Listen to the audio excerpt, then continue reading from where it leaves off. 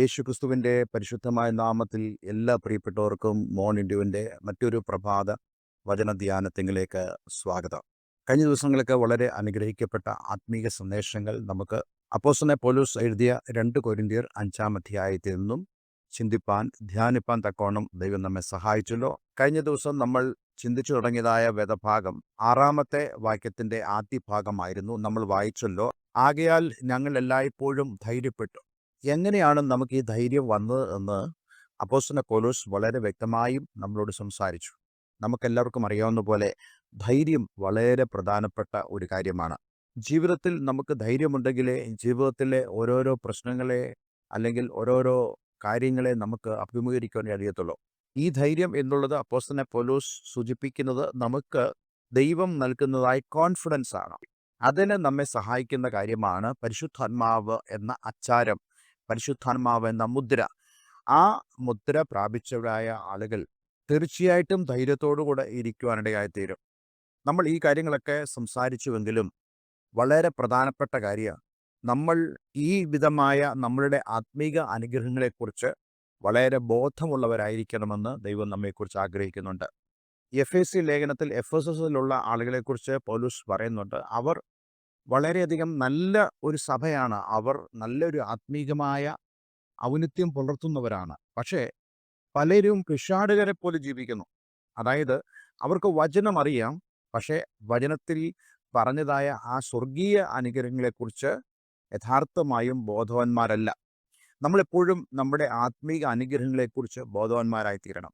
നമ്മൾ ഈ ഭൂമിയിൽ ജീവിക്കുമ്പോൾ നമ്മളുടെ ഭൗതികമായ കാര്യങ്ങളെക്കുറിച്ച് ഒരു അവബോധം ഉള്ളതുകൊണ്ടല്ലേ നമുക്ക് ജീവിക്കാൻ സാധിക്കുന്നത്. ചില ആളുകൾക്ക് കൂടുതൽ ഭൗതികമായ നന്മകൾ ഉള്ളപ്പോൾ അവർ അതിനെക്കുറിച്ച് ബോധമുള്ളവരായി അതിനനുസരിച്ച് അവർ ജീവിക്കുന്നു. ചിലർക്ക് പരിമിതമായിട്ടുള്ള ഭൗതികമായ കാര്യങ്ങളെ ഉണ്ടായിരിക്കത്തുള്ളൂ, പക്ഷെ അതിനെക്കുറിച്ചും അവർ ബോധവാന്മാരായിക്കൊണ്ട് ജീവിക്കുന്നു. നമുക്കറിയാം, നമ്മുടെ നാട്ടിലൊക്കെ ഭിക്ഷക്കാരായ ആളുകളുണ്ട്. പക്ഷെ അവരുടെ കുടുംബം എന്ന് പറയുന്നത് വളരെയധികം നല്ല കുടുംബങ്ങളായിരിക്കാം. അവരുടെ സഹോദരങ്ങളോ മറ്റോ ഒക്കെ നല്ല നിലയിൽ ജീവിക്കുന്നവരാകാം. പക്ഷെ ഇവർക്ക് സംഭവിച്ചെന്ത്? മാനസികമായിട്ടുള്ള പ്രശ്നങ്ങൾ വന്നത് നിമിത്തം അവർക്ക് ഉള്ളതിനെക്കുറിച്ചുള്ള ബോധ്യം അവർക്കില്ലാതെ പോയി. അങ്ങനെ ബോധമില്ലാതെ ജീവിക്കുന്നവർ. ഇതുപോലെ തന്നെയാണ് ആത്മീകമായ ജീവിതത്തിലും. നമുക്ക് ശരിയായ ബോധമില്ലെങ്കിൽ നാം ആത്മീക നന്മകളെ നഷ്ടപ്പെടുത്തി മുന്നോട്ട് പോകും. ഉദാഹരണത്തിന് കർത്താവ് യേശുക്രിസ്തു പറഞ്ഞ മുടിയനായ പുത്രൻ്റെ ആ ഉപമ, ആ ഭവനത്തിലുള്ള ആ നന്മകളെക്കുറിച്ച് ശരിയായ ബോധം ഇല്ലാത്തതുകൊണ്ട് അവൻ ആ സുബോധം നഷ്ടപ്പെട്ടവനായി അവൻ അപ്പൻ്റെ ആ സമ്പാദ്യം തനിക്കുള്ളതൊക്കെയും വാങ്ങിച്ചുകൊണ്ട് ദൂരദേശത്തേക്ക് പോയി അതിനെ നാനാവിധമാക്കി കളഞ്ഞു. അവസാനം സുബോധം വന്നപ്പോഴാണ് അവന് മനസ്സിലായത്, എൻ്റെ അപ്പൻ്റെ ഭവനമാണ് ശ്രേഷ്ഠമെന്ന്. നമ്മുടെയൊക്കെ ജീവിതത്തിലും നമ്മുടെ ആത്മീയ നന്മകളെക്കുറിച്ച് നമുക്ക് നല്ല ബോധ്യം ഉണ്ടായിരിക്കണം. അത് വളരെയധികം പ്രധാനപ്പെട്ട കാര്യമാണ്. ഇവിടെ അപ്പോസ്തലനായ പൗലോസ് പറയുന്നത്, നമുക്ക് ദൈവം തന്നതായ ആ ആത്മാവ് അതെന്തിനു വേണ്ടി? അതൊരു ഷ്യൂരിറ്റിയാണ്, അതൊരു ഉറപ്പാണ്. എന്താണ്? നമുക്ക് നിത്യതയിൽ ലഭിക്കാൻ പോകുന്ന നമ്മുടെ ആത്മീക ശരീരത്തെക്കുറിച്ചുള്ള ഉറപ്പ്. ഈ ഭൂമിയിലെ ജീവിതം കഷ്ടപ്പാടുള്ള ജീവിതമാണ്, പാപപങ്കിലമായ ജീവിതമാണ്, അതുപോലെ തന്നെ ശപിക്കപ്പെട്ട ഭൂമിയാണ്. പക്ഷെ ഇവിടെ നാം ആയിരിക്കുമ്പോൾ ദൈവവചനം അനുസരിച്ച് ജീവിച്ച് നമുക്ക് ലഭിക്കുന്ന പ്രത്യാശയെക്കുറിച്ച് ബോധമുള്ളവരായി നാം ആത്മാവിൻ്റെ അച്ചാരം, ആത്മാവിൻ്റെ മുദ്ര ഏൽക്കപ്പെട്ടവരായി ധൈര്യത്തോടുകൂടെ ജീവിക്കണം. എന്നിട്ട് അപ്പോസ്തലനായ പൗലോസ് പറയുന്ന കാര്യമാണ് നമ്മൾ ഇന്ന് ചിന്തിക്കുന്നത്. നമ്മൾ ഇങ്ങനെ വായിക്കുന്നു, ആകയാൽ ഞങ്ങൾ എല്ലായ്പ്പോഴും ധൈര്യപ്പെട്ടും ശരീരത്തിൽ വസിക്കുമ്പോഴൊക്കെയും കർത്താവിനോടകന്ന് പരദേശികളായിരിക്കുന്നു എന്ന് അറിയുന്നു. അറിയേണ്ട മറ്റൊരു കാര്യം, നമ്മൾ പരദേശികളാണ്. ഇവിടെ പറഞ്ഞിരിക്കുന്ന വാക്ക് ഇപ്രകാരമാണ്, ഈ ശരീരത്തിൽ വസിക്കുമ്പോഴൊക്കെയും കർത്താവിനോടകന്ന്. കർത്താവിനോട് അകന്നു എന്ന് പറയുന്നതിന് കർത്താവുമായിട്ട് ബന്ധമില്ല, അല്ലെങ്കിൽ കർത്താവിൻ്റെ സാന്നിധ്യം ഇല്ല എന്നുള്ളതല്ല അവിടുത്തെ അർത്ഥം. മറിച്ച് ഫിസിക്കലായിട്ട്, ശാരീരികമായിട്ട് നമ്മൾ കർത്താവിനോട് അകന്നു നിൽക്കുകയാണ്. ആത്മീകമായി നാം ക്രിസ്തുവിനോടൊപ്പം ഈ ഭൂമിയിലായിരിക്കുമ്പോൾ ഫിസിക്കലി നമ്മൾ യേശുവിനോട് അകന്നു നിൽക്കുകയാണ്. അപ്പോൾ ഈ ഒരു പദം വളരെ പ്രധാനപ്പെട്ട ഒരു കാര്യമാണ്. പല ആളുകളും ഡിമാൻഡ് വെക്കാറുണ്ട്, ഞാൻ യേശുവിനെ സ്വീകരിക്കാം, പക്ഷേ യേശു എൻ്റെ അടുക്കിലേക്ക് വരണം, എനിക്ക് യേശുവിനെ നേരിട്ട് കാണണം. യേശു എന്നോട് സംസാരിക്കണം. വിശുദ്ധ വേദപുസ്തകം വളരെ വ്യക്തമായി പറയുന്നു, ഫിസിക്കലി നമുക്ക് യേശുവിനെ അനുഭവിക്കാൻ കഴിയത്തില്ല. ഫിസിക്കലി നമുക്ക് യേശുവിനെ അനുഭവിക്കാൻ കഴിയണം എങ്കിൽ അത് നമുക്ക് നിത്യതയിൽ മാത്രമേ സാധ്യമാവുകയുള്ളൂ. എന്നാൽ ഈ ഭൂമിയിൽ ആത്മീയമായി നമുക്ക് യേശുവിനെ അനുഗമിക്കുവാൻ കഴിയും. ഇന്ന് നമ്മൾ ഈ ഫിസിക്കൽ എന്ന് കാണുന്നതായ പല കാര്യങ്ങളും അത് യേശുവിൻ്റെതല്ല. കാരണം യേശു അങ്ങനെ ആഗ്രഹിക്കുന്നില്ല. അതുകൊണ്ട് പ്രിയമുള്ളവരെ, നമ്മൾ ഒരു കാര്യത്തിൽ വളരെ ബോധവാന്മാരായി തീരണം. നമ്മൾ ശരീരത്തിൽ വസിക്കുമ്പോഴൊക്കെയും കർത്താവിനോടകന്ന് പരദേശികൾ ആയിരിക്കുന്നു. എന്താണ് പരദേശികൾ? ഈ ഒരു വാക്കിന് അലൈൻ അല്ലെങ്കിൽ ഏലിയൻ എന്നൊരു പദമാണ് കൊടുത്തിരിക്കുന്നത്. അതിനർത്ഥം എന്താണ്? അതിനർത്ഥം നമ്മൾ ഈ ഭൂമിയിലെ പൗരന്മാരല്ല. ഒരുപക്ഷെ അക്ഷരീയമായി പറയുകയാണെങ്കിൽ നമ്മൾ ഇന്ത്യൻ പൗരന്മാരാണ്, അല്ലെങ്കിൽ ലോകത്തെ ഏതെങ്കിലും രാജ്യത്തെ പൗരന്മാരാണ്. പക്ഷേ കർത്താവ് നമ്മെ രക്ഷിച്ചു കഴിഞ്ഞാൽ, നാം ദൈവത്തിൻ്റെ മക്കൾ ആയി കഴിഞ്ഞാൽ, ആരുടെ മക്കളാണോ നമ്മൾ അവിടുത്തെ പൗരന്മാരാണ്. അപ്പോൾ ഇന്ത്യക്കാരായ ആളുകൾ വിദേശ രാജ്യങ്ങളിൽ താമസിക്കുന്നവരുണ്ട്. അവർ അവിടെ വെച്ച് ജനിക്കുമ്പോൾ അവർ അവിടുത്തെ പൗരന്മാരായി മാറുന്നു. അതുപോലെ തന്നെയാണ് ദൈവത്തിൽ നിന്ന് ജനിക്കുന്ന ആളുകൾ ദൈവം എവിടെയായിരിക്കുന്നോ അവിടുത്തുകാരായി നമ്മൾ മാറും. ഇത് നമുക്ക് സ്വാഭാവികമായി സംഭവിക്കുന്ന ഒരു കാര്യമാണ്. അപ്പോൾ അതുകൊണ്ട് ഈ ഭൂമിയിൽ നമ്മൾ താമസിക്കുമ്പോൾ വി ആർ ഏലിയൻസ്, നമ്മൾ പരദേശികളാണ്. ഈ പരദേശികളുടെ പ്രത്യേകത എന്താ? ചില പ്രധാനപ്പെട്ട പോയിന്റുകൾ ഞാൻ നിങ്ങളോട് സംസാരിക്കാൻ ആഗ്രഹിക്കുന്നു. നമ്മുടെ നാട്ടിലേക്ക് വിദേശ രാജ്യത്ത് നിന്നും വിദേശിയായ ഒരാള് വന്നാൽ അവരിൽ നിന്നും നമ്മൾ ആഗ്രഹിക്കുന്നത് എന്താ? നല്ല കാര്യങ്ങളാണ് ആഗ്രഹിക്കുന്നത്. അവർ ഇവിടെ ഏതെങ്കിലും ക്രിമിനൽ ആക്ടിവിറ്റീസിൽ ഇടപെടാൻ പാടില്ല എന്ന് നമ്മൾ ധരിക്കുന്നു. നമ്മുടെ ആളുകൾക്ക് ഒരുപക്ഷെ ക്രിമിനൽ കാര്യങ്ങൾ ചെയ്യാൻ പറ്റുമായിരിക്കാം.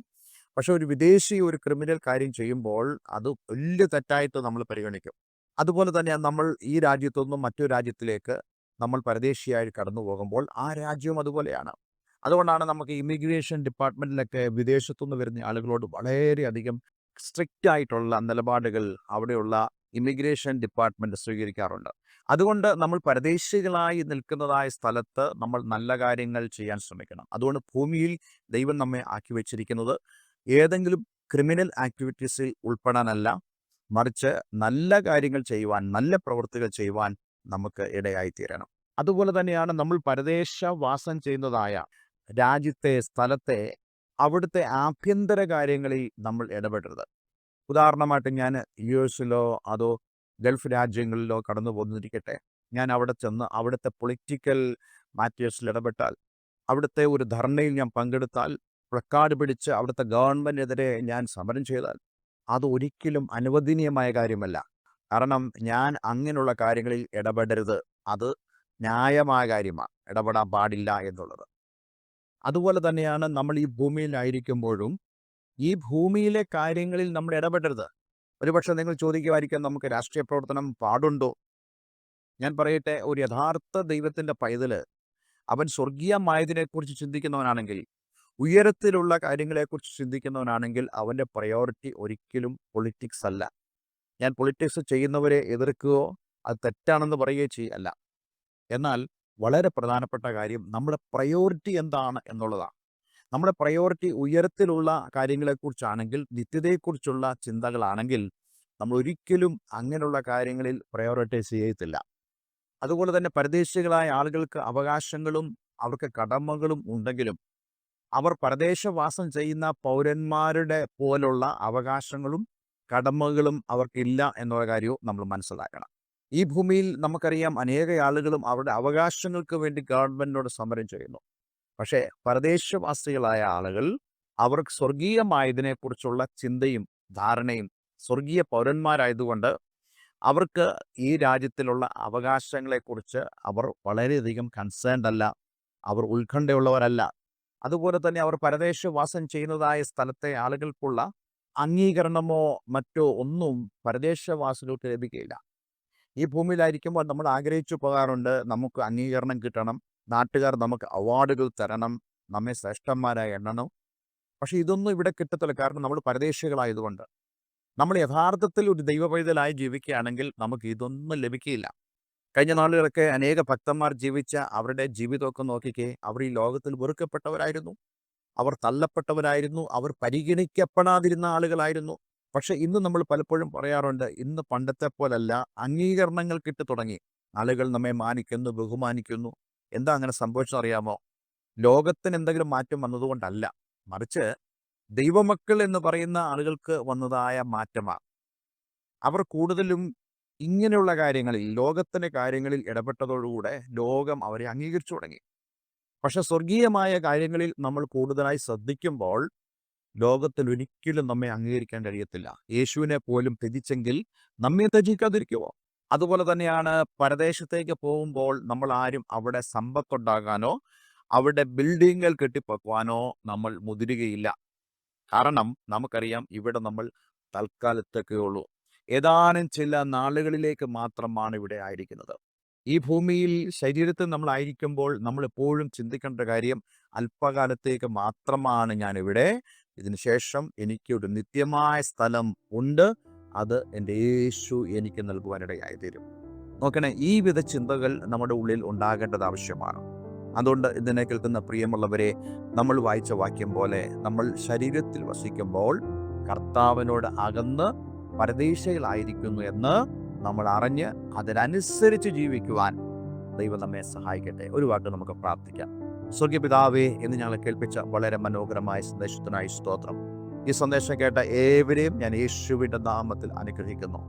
വാസ്തവമായിട്ടും ഈ ഭൂമിയിൽ ഞങ്ങൾ ഫിസിക്കലി ആയിരിക്കുമ്പോൾ, ശരീരത്തിലായിരിക്കുമ്പോൾ, ദൈവമേ, ഞങ്ങൾക്ക് ലഭിക്കാൻ പോകുന്ന ആത്മീയ നന്മകളെക്കുറിച്ചും സ്വർഗീയ പൗരന്മാർ എന്ന നിലയിൽ ഞങ്ങൾ എപ്രകാരം ജീവിക്കണമെന്നും ദൈവത്തിൻ്റെ ആത്മാവ് ഇന്ന് ഞങ്ങളോട് സംസാരിച്ചതിനായി സ്തോത്രം. ഈ വചനം കേട്ട ഏവരെയും ഞാൻ യേശുവിൻ്റെ നാമത്തിൽ അനുഗ്രഹിക്കുന്നു. പ്രാർത്ഥന കേട്ടതിനായി നന്ദി, യേശു ക്രിസ്തുവിൻ നാമത്തിൽ തന്നെ. ആമേൻ, ആമേൻ. ഇന്നത്തെ വചനം നിങ്ങളുടെ ജീവിതത്തിൽ വളരെ അനുഗ്രഹപ്രദമായി തീർന്നു എന്ന് ഞാൻ വിശ്വസിക്കുന്നു. ഈ സ്ക്രീനിൽ കാണുന്ന ഫോൺ നമ്പറുകളിൽ ഞങ്ങളെ വിളിക്കുക. എല്ലാവരും ദൈവം അനുഗ്രഹിക്കട്ടെ. Have A nice day. God bless you all.